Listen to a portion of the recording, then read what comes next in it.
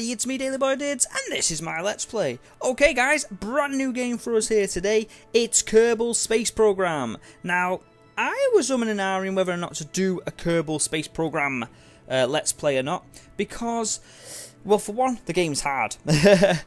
For two, I am not an expert. For three, you pretty much need to be a rocketry expert to play this game. But no, it's good. We can definitely do some bits and bobs in it. What I will do though is I will say to everybody out there who's watching and listening and whatever else you do when you've got YouTube on, is we'll play a couple of episodes. If you like it, then we'll continue to play. If you don't, I'll just curse you, because I really like playing this game. It's brilliant. But I know that I need to be making content for my channel. So I'll have to play this and do other content, which will be rubbish. Well, it means I get to play more.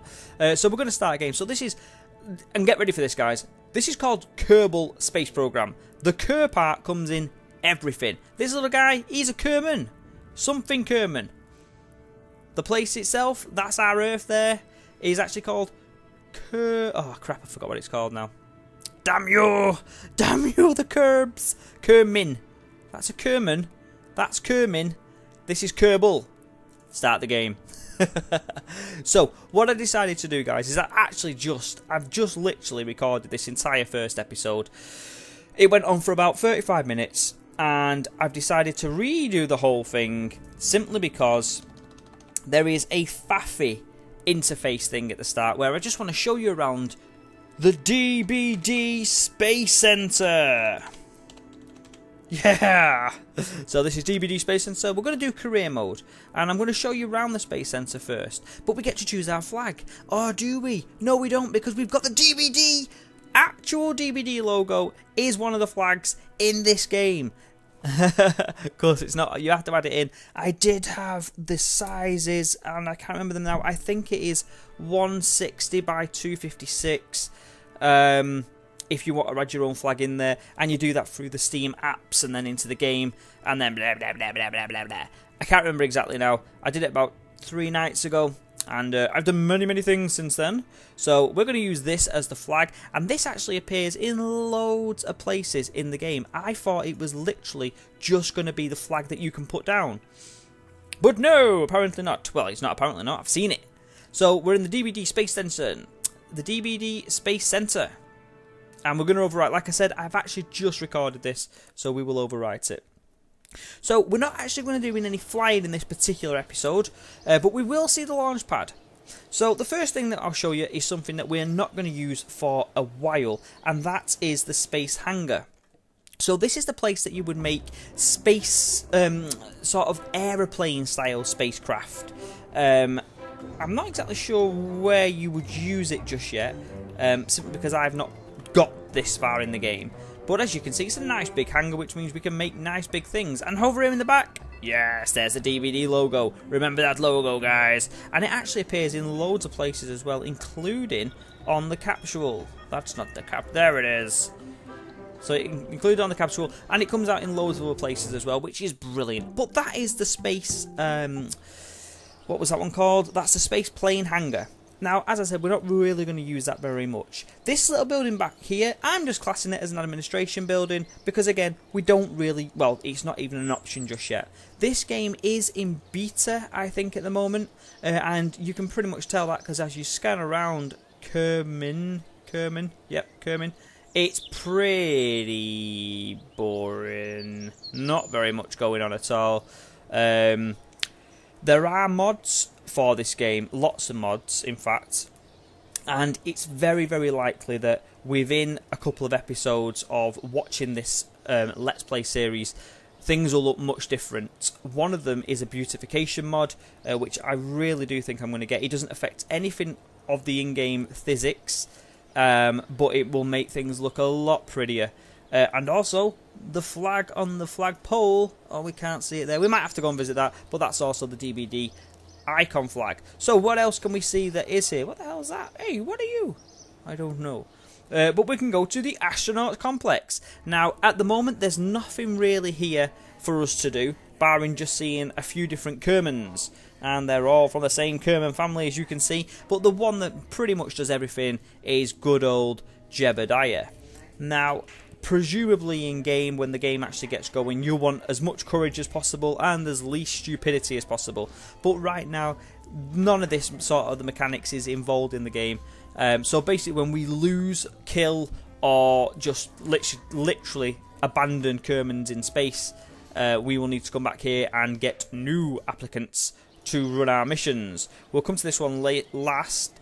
Here is the science tree, whatever you call it. It's the research and development department, and as we get science, which is like the currency in the game, you unlock more parts of the tree.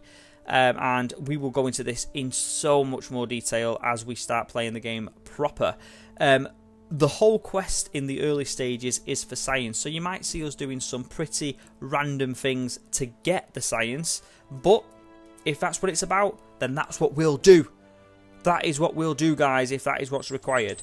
So the last of the places that we need to check out before we go to the assembly area, the vehicle assembly building, and make a rocket, is go to the tracking station. So basically, when we drop our rockets down in places, this facility will track every single bit of the movement. And there is our lovely planet of Kerman. It is pretty lovely, and I think this is probably one of the best features of the game completely. It's the way that it just moves around. It looks lovely, and I really hope that after rendering and uploading and whatever else we end up doing to this computer game, that you can still see this in the glory that I'm seeing it in right now. And it's absolutely lovely to see. Gorgeous, gorgeous graphics, and I'm sure that there's so much more to come as well when they do. You know, when they actually finally finish it. It does have a proper day cycle. I think it's a 6-hour cycle for a 1 Kerman day.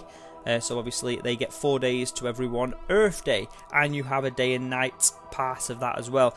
As I said, the physics are brilliant when it comes to this sort of stuff.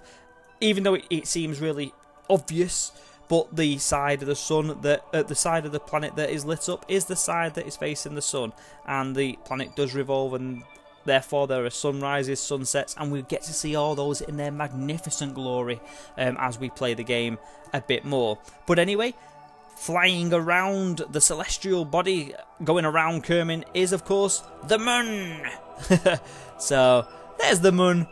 That is one of well, it's the first thing that is as close to Kerman as we can get. It's not the first place that we will go when we start getting out there, because it's got a pretty difficult atmosphere to land on. The other place that orbits Kerman is Minmus, and this is a much easier place to land and return from. So that's probably going to be our first major voyage, is to try to get to Minmus. But that's going to be a little bit of ways away yet. As we go further out, and you can see now it's changed from the closer graph of Kerman to the bigger graph of the solar system, which surrounds the sun, which is not named. They haven't given the sun here or the star here a name, which is unfortunate. But you do get to see the different orbital routes that things are taking, and the different paths. I can't think of the wording now. As soon as I come online, as soon as I come on to record videos, my mind goes completely blank. Here though are a few little anomalies, and we'll go and try and check those out as we start going on, and the rest of our solar system looks something like that. At the moment, this is all that is in the game, but there is bound to be more added to it as the game gets further developed. It just looks absolutely brilliant. Of course, in real life, we all know now that every single star, every single point of light that you see is a full star with a full solar system to that star as well. Or I'm saying that's what I think it is. But as you can see as well, not everybody's orbit is is very circular. It does look like our orbit around the sun is, but this one certainly isn't. That's much closer to the sun than that side there. And again, I forget what the actual term is. I will get these terms down for future videos, but right now it's not that important. But we can actually have a quick see of the planets in this system. So the nearest planet to the sun is Moho. Then we've got Eve, then Kerman. And of course, as we nip round here, we should see Duna. Where's the other planet? Drez. Jewel. And finally, the one I can't pronounce, Ilu. So they're the planets that's in our system, and we will try and get to all of these at some point. But in the very early stages, guys, I can guarantee we will not be getting anywhere like that. So at the moment, this is a very quiet and peaceful page facility, but as we start throwing more and more things out here in space, the list of tracked objects will get much bigger, and all this sort of stuff will start to come into play, and we'll go through all that as it does. One thing that we do need to know is if we have to remove ourselves from the vehicle for any reason, we may have to recover our downed rocket through this page. So our Kerman should come back some other way when we finish the mission, and then we might have to come onto this screen just to recover the vehicle. But you'll see that as it happens. A lot of the time that happens if we go and land in the sea, and for some reason we want to get out of our capsule, and when we get out of the capsule it capsizes, and we can't get back into it. So that is the tracking system, and the last place to therefore go is directly into the vehicle assembly plant. And as we spin round to the right, you can see the launch pad in front of us, but as we spin to the right, once I put a command sensor out, again we've got our lovely flag out there, which is fantastic. And then a few Kermans just milling around, hammering the floor apparently. That's the way you do it. That's the way they do it here in Kerman Town. So the first thing we're actually going to do is take this capsule and put that straight onto the launch pad. And off she goes. So obviously this capsule isn't going to fly anywhere. But as I mentioned at the very, very start, it isn't all about the flight. It is about the science that we can do here. And the first thing that we can actually do from here is get a crew report off the floor. So from the launch pad, and you can see where it says the launch pad, there are all different nodes all around. So the water, the ocean will be one node, the grass will be another, the mountains will be another, the deserts will be another, the polar ice caps will be another, and in each node there is science for you to get. So we're getting this one from the launch pad right now. So we're going to take that data, and data we took. So the next thing that we can actually do is get out of the vehicle, out of the capsule, and I think we have to take this data, and then if we click on it again nothing happens, but we can click on Jebediah himself and get an EVA report, and he says this is a most precarious situation, but we're going to keep that data nevertheless, and then we're going to restore both datas. Just whiz that one. I don't know what I'm doing right now. So that's it, we're going to store the data. And we're actually going to get off the capsule, because as you notice where we was right there, we were actually floating above the surface. Now if we get off the capsule, if we can actually do that, get off it! Why is that get off? Thank you. We should be able to do something else here. Like we can try and take a sample from on the launch pad itself. And as you can see, the surface is charred and coated with a burnt rocket propellant. There's also trace amounts of copious green liquid. Conspicuous. So we'll take that, and we'll get an EVA report here as well, and we'll take that. So we'll whiz back towards the capsule, press F to grab it, and then we'll actually store, do another EVA, we've already got an EVA here, we'll actually store these experiments. So we'll take what's in there and we'll store everything else, and we'll jump back off the capsule for our last bit of science. And we'll go down onto the grassery area.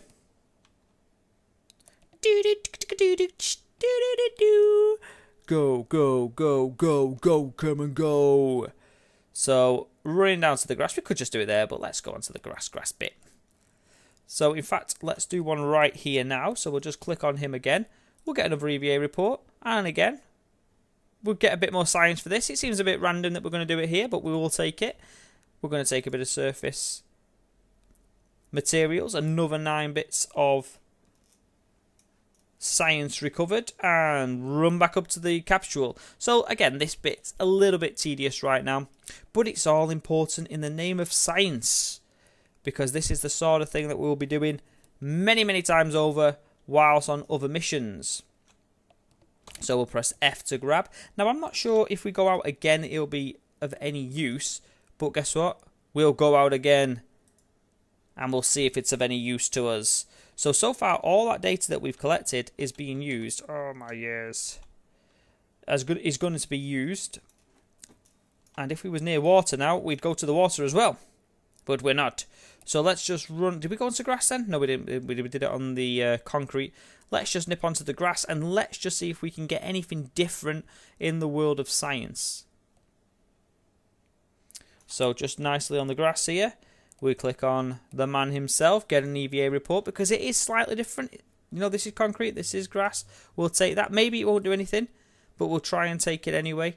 And we'll take that surface sample. We're not going to plant a flag, because we've not done anything yet. But we will get back to our capsule and we'll recover this capsule and then go straight over to the research and development facility and try to do some science over there and unlock some new things. So this might not work. It might do. It might not. But let's see. So click on the capsule. Click on the man first.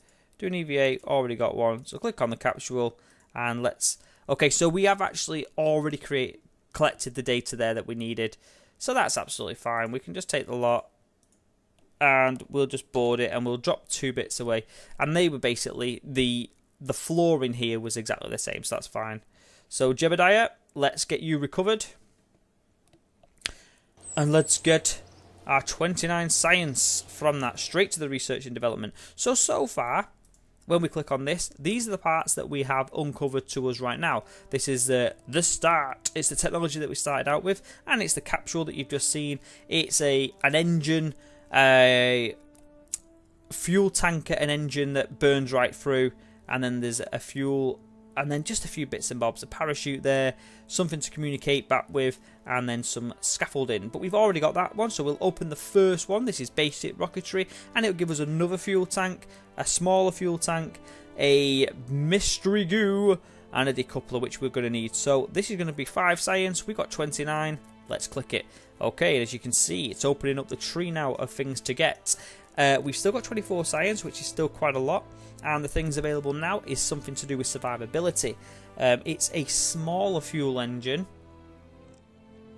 We've got some landing struts, and we've got a radial mounted parachute.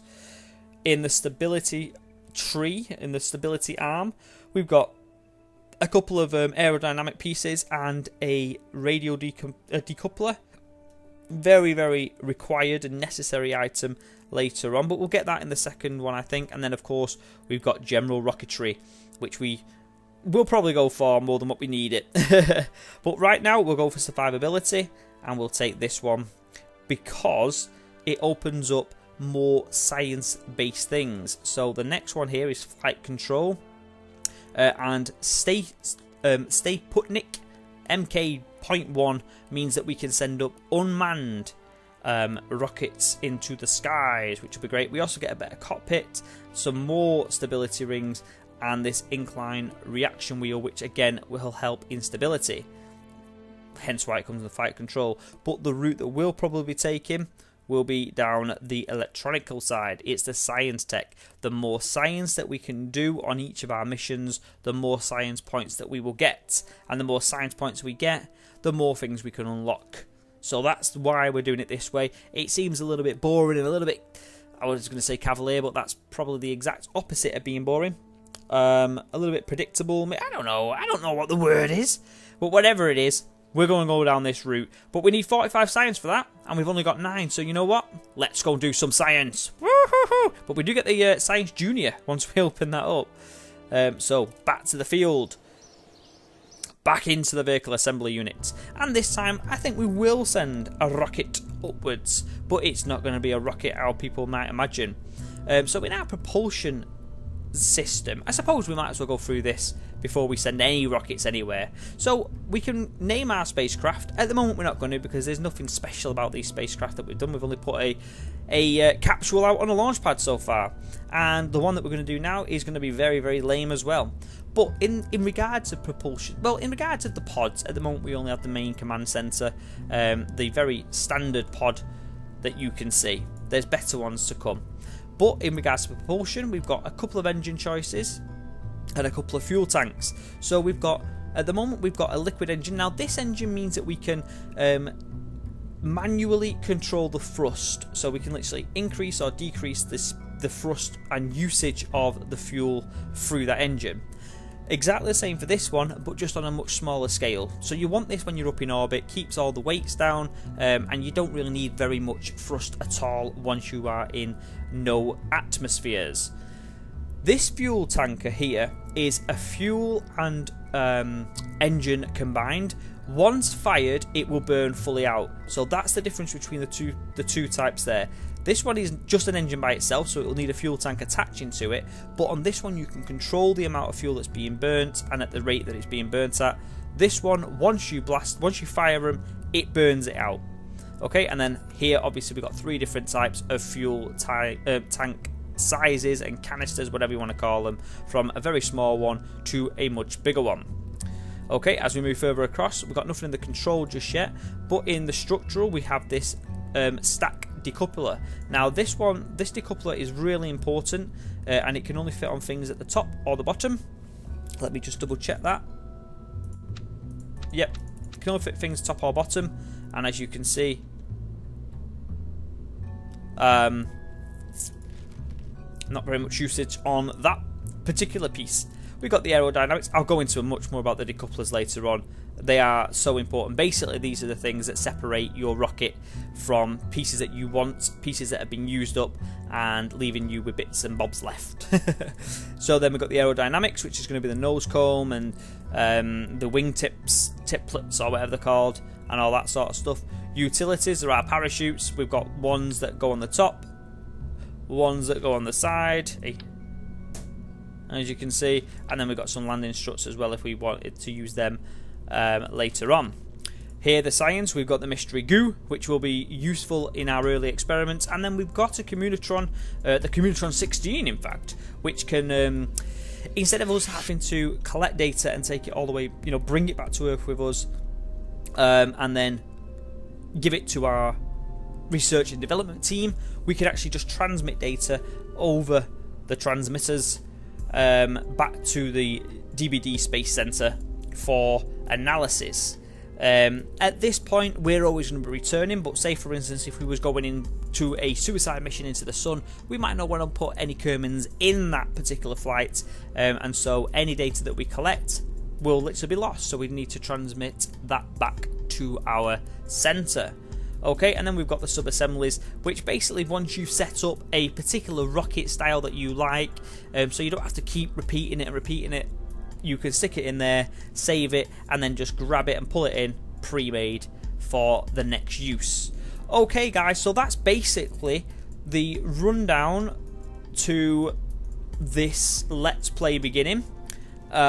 We've done a little bit of science, we've unlocked a little bit of the resources tree. I'll show you the rocket that we're going to use, even though we're not going to do very much with it. Whoops-a-doo-doo-doo.